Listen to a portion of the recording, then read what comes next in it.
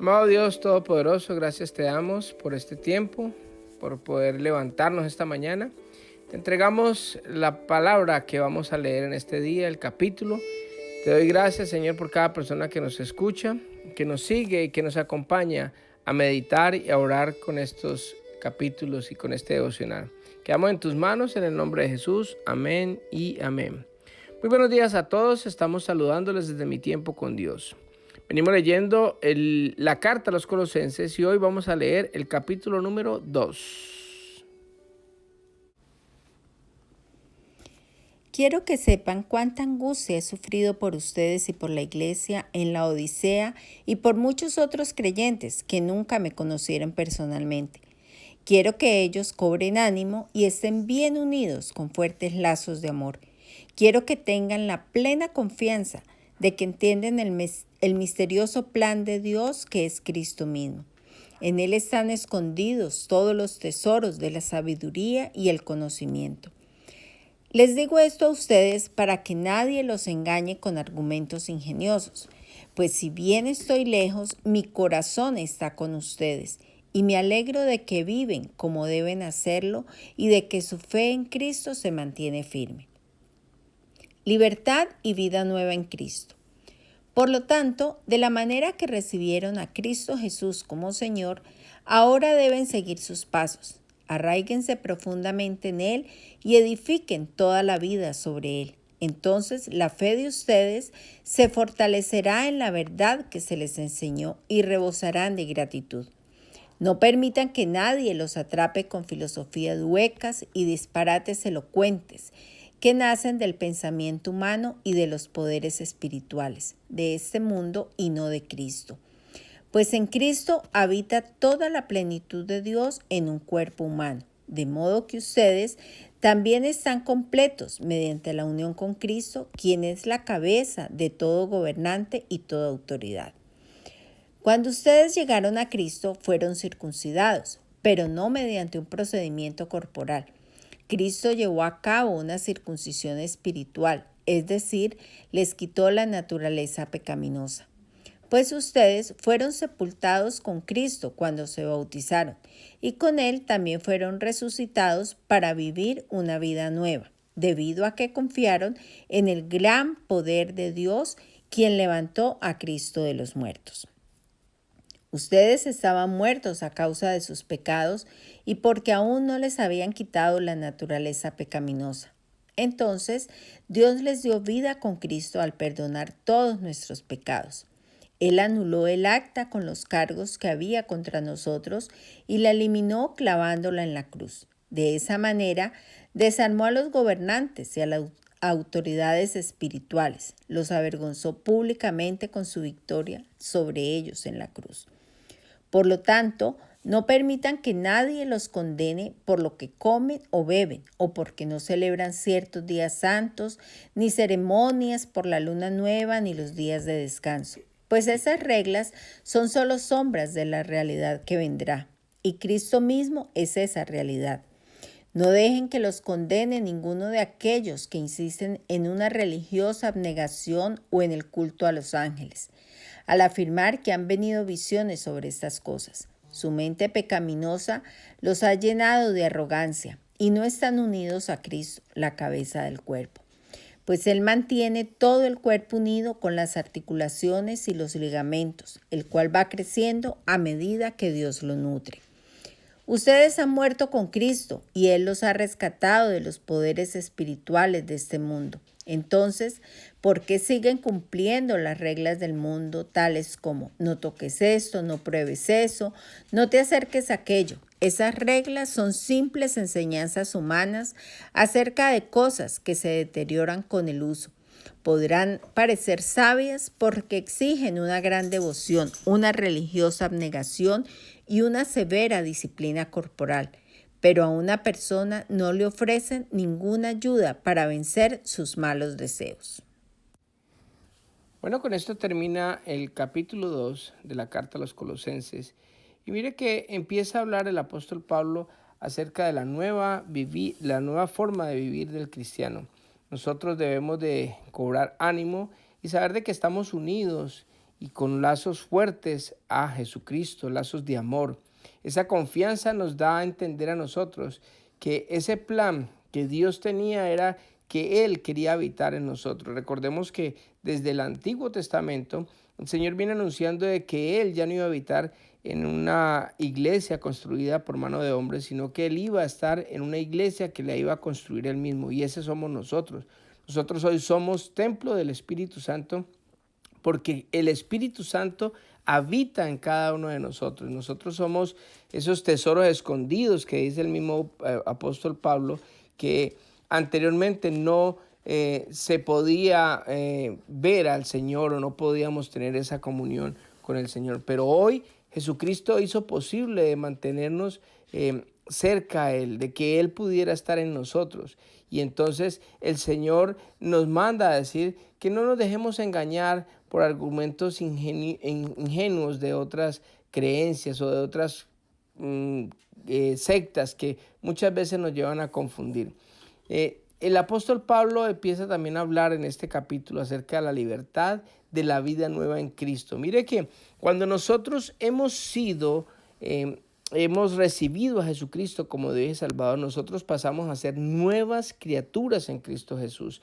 Nosotros hemos sido ya comprados con precio de sangre. Mire que algo que nosotros tenemos que tener es gratitud, porque cuando nosotros somos agradecidos por la nueva vida que Dios nos dio, nosotros empezamos a tener una fortaleza muy grande. Mire, un corazón agradecido nunca va a ser tentado. Si nosotros verdaderamente creemos en Dios, le agradecemos a Dios por la nueva vida y empezamos a vivir la vida que el Señor quiere que nosotros vivamos, vamos a ser fuertes, porque nada ni nadie nos puede cambiar de esto.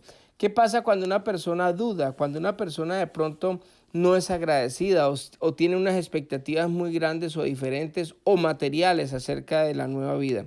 Muchas veces colocamos cosas como metas físicas aquí en la tierra. Entonces, si el Señor nos da determinada cosa que le estamos pidiendo, entonces creemos en Dios. Y si no, entonces no creemos.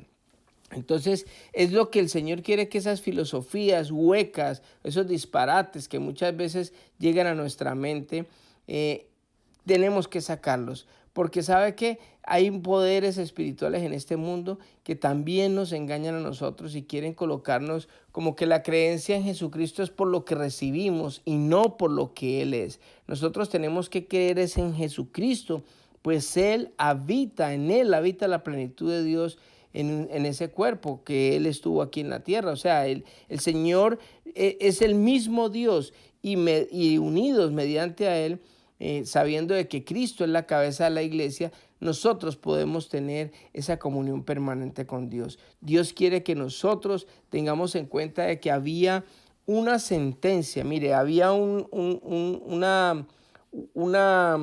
acta donde nosotros éramos culpables, donde nosotros al llegar al juicio, el acta y la culpabilidad están comprobadas porque todos hemos pecado.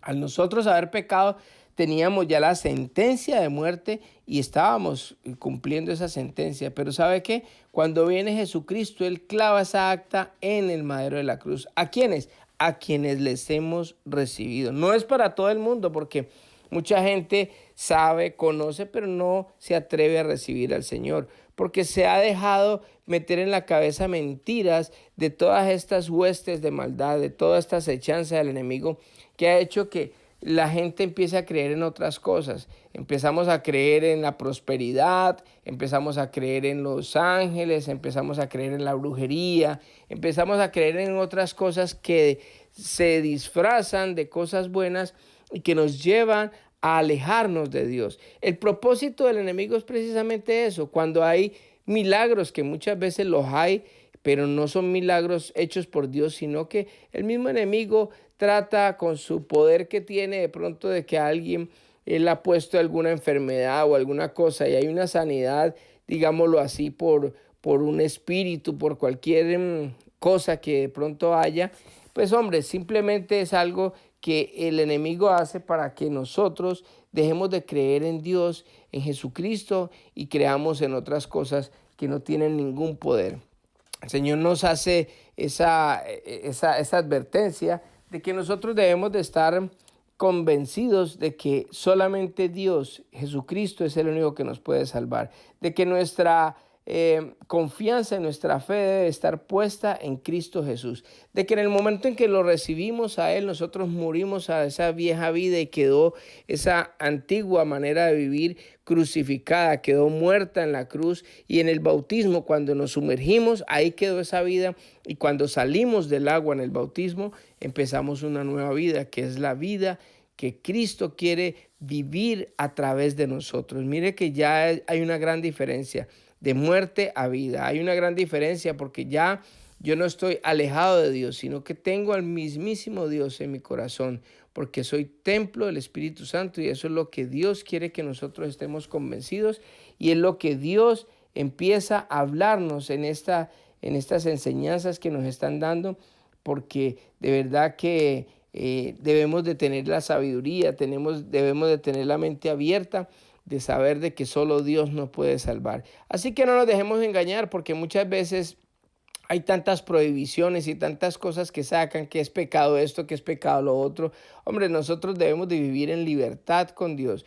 Todo lo podemos hacer, mas no todo nos conviene. Debemos de tener sabiduría también en eso, pedirle al Espíritu Santo que nos ayude, y en esa sabiduría del Espíritu Santo y el sentido común, nosotros podemos vivir una vida libre, sin pecado y alegre, y disfrutando de lo que Dios nos ha dado. Vivir alegres y contentos no es pecado. Pasar bien, tener un buen matrimonio no es pecado.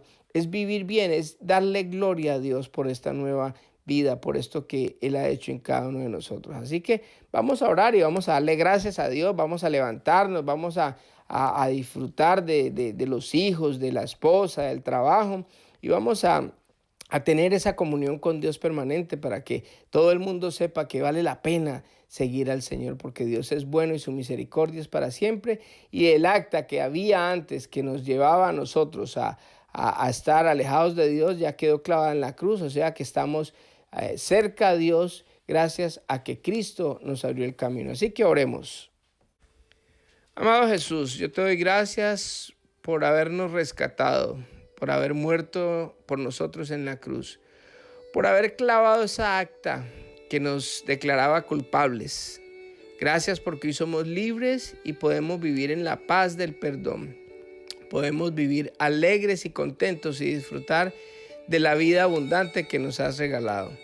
Te pido, Padre Santo, por cada persona que escucha estos audios, Señor, que nos alejemos todos de la religiosidad y que podamos todos estar alegres, contentos, disfrutando de esta nueva vida que tú nos has regalado. Los bendigo a todos y te doy gracias por esta palabra en el nombre de Jesús. Amén y amén. Que Dios les bendiga a todos y que tengan un hermoso día.